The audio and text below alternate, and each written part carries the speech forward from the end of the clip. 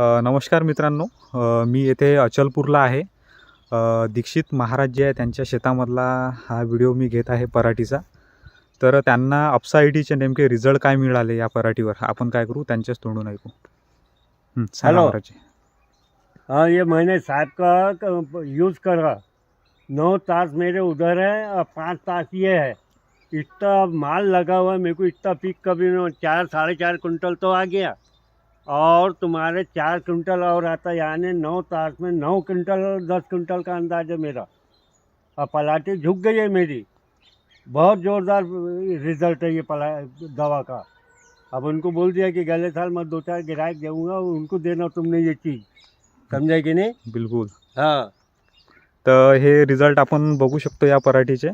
हे पूर्ण पराठी पूर्ण झोपलेली आहे आणि एक प्लॉट त्यांचा त्या साईडला आहे आणि हे 9 तास आहे फक्त. 9 तासामध्ये जवळपास त्यांनी 10 ते 12 क्विंटलपर्यंत त्यांचा काय कपात जाणार आहे. म्हणजे होता आखी मुनके होता. म्हणजे त्यांचं म्हणणं आहे की शेवटपर्यंत 10 ते 15 क्विंटलपर्यंत त्यांचा कापूस जाणार आहे.